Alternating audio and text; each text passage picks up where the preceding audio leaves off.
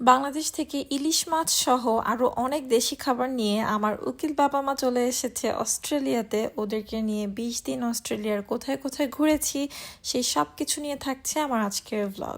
শুরু করছি আমার উকিল বাবা মা আসার আগের রাত থেকে। আগামীকালকে আমাদের খুবই স্পেশাল দুজন মানুষ আসবে। বিছানা পুরোটা গুছিয়েছি, একদম ক্লিন। গুছানোর পর আমার একটা পার্সেল আসার কারণে আমি আবার সেই বিছানা একদম এলোমেলো করে শেষ। তো এখন যাচ্ছি হচ্ছে সুপার মার্কেটে, বাজার টাজার করে নিয়ে আসবো, দেন সেটা গুছাবো, তারপর এই জামা কাপড়গুলো গুছাবো। এই হচ্ছে আমাদের শপিং, মোটামুটি কমপ্লিট, সব কিছুই পেয়ে গেছি। এখন যাচ্ছি এয়ারপোর্টে পিক করতে আমাদের বাংলাদেশ থেকে আসা দুইটা সারপ্রাইজ। সো ওটা হচ্ছে রাফির ফুপা ফুপি আসছে, আমার উকিল বাবা মা। সো তাদেরকে আমরা আনতে যাচ্ছি। যাওয়ার পথে হচ্ছে একটা স্টপেজ নিব, নিয়ে ফুল কিনবো, ফুল কিনে দেন হচ্ছে আমরা যাব। তো দেখা যাক কেমন যায় আমাদের 20 দিন। আই হোপ আমরা অনেক ঘুরবো, অনেক মজা করব। এই তো ওরা আসলে তারপর দেখাচ্ছি।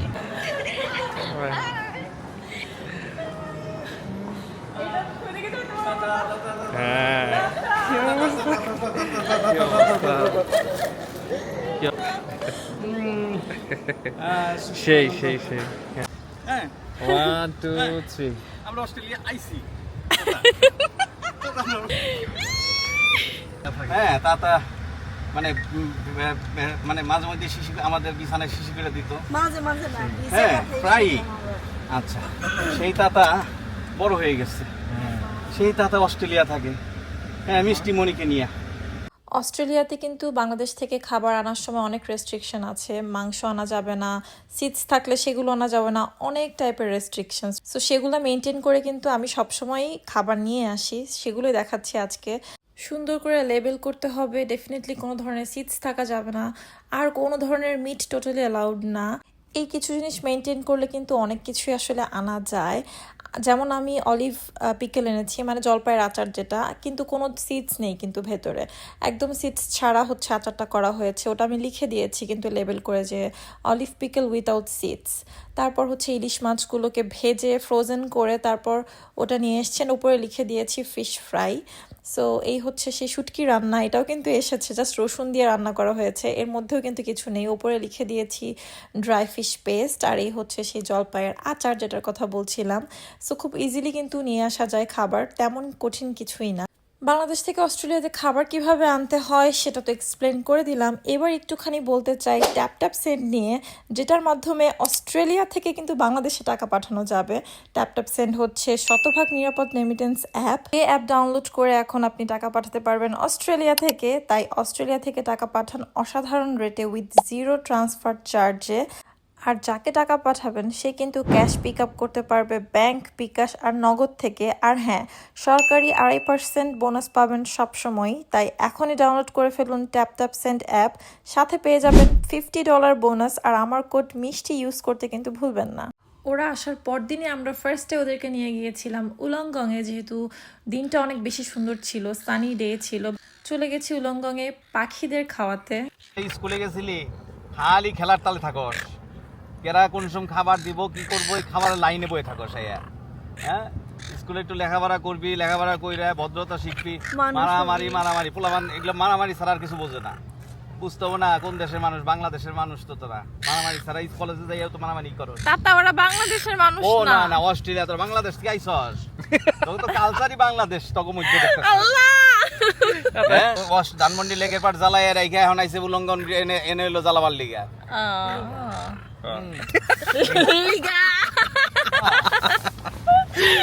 মিলামিশা খা, বেশি সবাই মিলামিশা খাবি, মারামারি করবি না। আর যাই করস মারামারি করবি না কিন্তু। আমরা হচ্ছে এখন আসলাম লেক ইলাওয়ারাতে, যেটা আমার আর রাফির খুবই পছন্দের একটা জায়গা। উলংগং থেকে চলে আসলাম, আর আসার পরই হচ্ছে এই যে এর কি অবস্থা, মানে এত সুন্দর লাল টকটকে একটা গাছ দেখে আর একজন বসে পড়েছে। লেক ইলাওয়ারাটা ভালো লাগে বিকজ এই পানিটার কালারটার জন্য। এত সুন্দর একটা colour, greenish bluish mixed, turquoise colour বলে না একটা, ওই রকম টাইপের কিছুটা। সো এইখানে আসলে আমার যে পরিমাণ শান্তি লাগে আর মনে হয় যে বাকি কোথাও গেলে এতটা শান্তি লাগে না। এই জায়গাটা আসলে এত ভালো লাগে, জায়গাটা আসলে মনে হয় যে বসে থাকি না উঠি এখান থেকে। আর এখন কিন্তু অনেক রোদ, বাট এত বাতাস এই জন্যই আসলে বেশি ভালো লাগছে।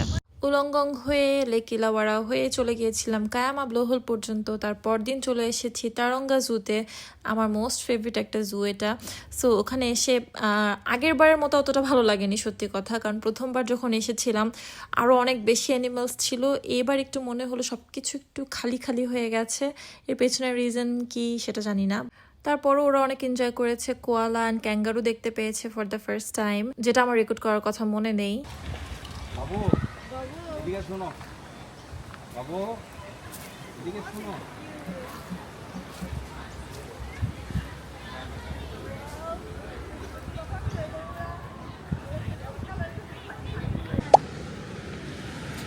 আমরা এখন আছি ওয়াটারমল্লা বিচে।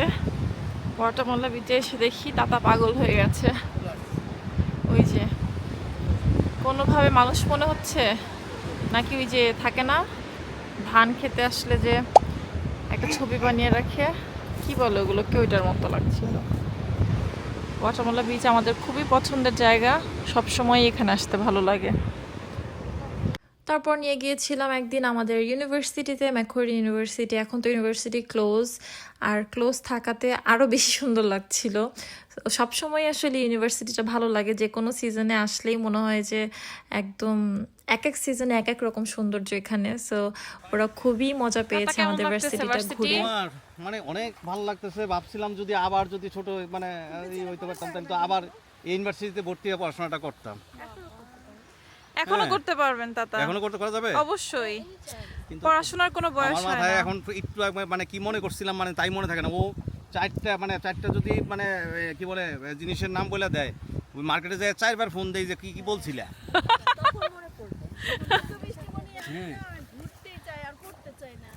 আমার ভালো লাগবে না, আমি অন্য বই পড়তে চাই। রেইনবো হচ্ছে ওইদিকে, খুব সুন্দর রেইনবো হচ্ছে।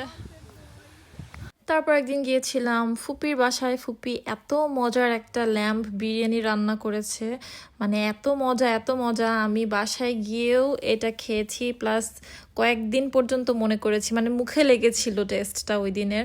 সো ফুপির কাছ থেকে ল্যাম্বের এই রেসিপিটা আমার নিতে হবে। আমি দেখি ফুপি আমার সাথে শেয়ার করে কিনা, শেয়ার করলে ডেফিনেটলি আমি আপনাদের সাথে শেয়ার করব।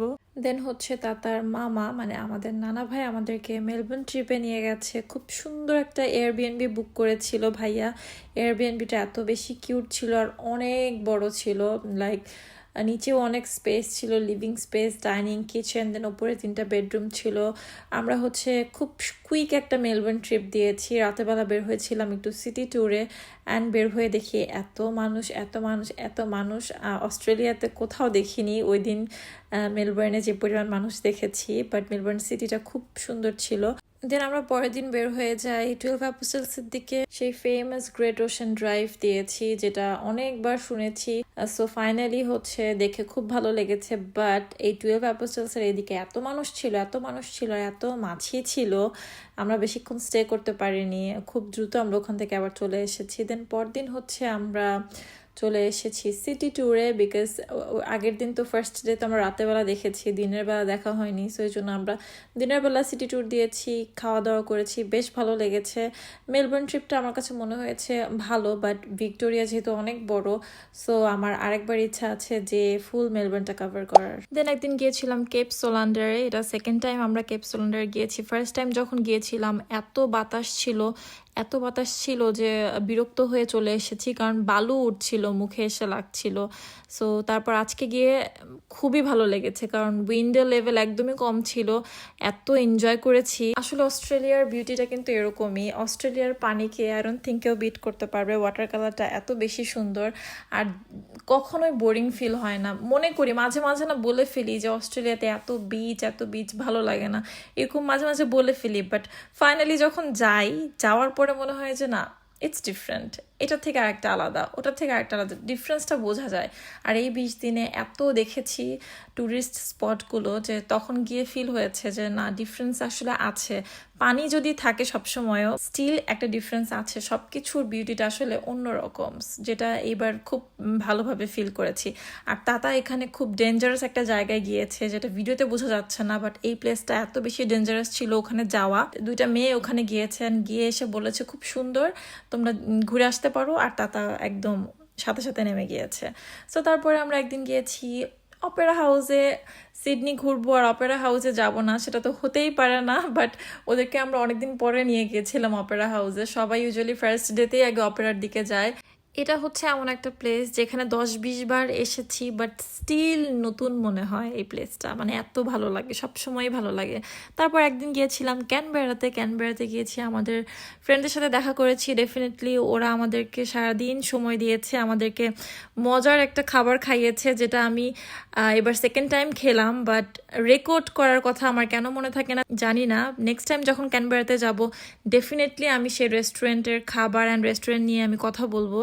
ক্যানবেরা হচ্ছে আমার অস্ট্রেলিয়ার মধ্যে মোস্ট ফেভারিট সিটি, আমার খুবই পছন্দের একটা জায়গা। আর ওরা দুজন মানে তাতা ধুন্দুল ওরা খুবই এনজয় করেছে জায়গাটা। এখানে হচ্ছে তাতা ভাইয়াকে বলছিল যে কেন একটা বউ রাখা উচিত জীবনে, মানে একটু জ্ঞান দিচ্ছিল আর কি, দুষ্টামি করছিল এখানে ওরা। আমরা ক্যানবেরাতে 3 আওয়ার্স ড্রাইভ করে গিয়েছি, দেন সারাদিন প্রত্যেকটা স্পট দেখেছি, আবার 3 আওয়ার্স ড্রাইভ করে ব্যাক করেছি, মানে ডে ট্রিপ দিয়েছি আর হেলমেট লাগবে না। আল্লাহ আল্লাহ, শেষবারের মতো। কোনটা মানে হালকা হালকা ব্রেক কোনটা, এটা তাই না? তারা একটু নাও, ব্রেক এটা।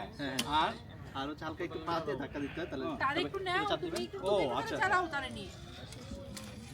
আল্লাহ আল্লাহ আল্লাহ, এই স্কুটার নিয়ে কত কাহিনী যে হয়েছে এখানে বলার বাইরে। সব কিছুই আসলে মেমোরিজ আর কিছুই না।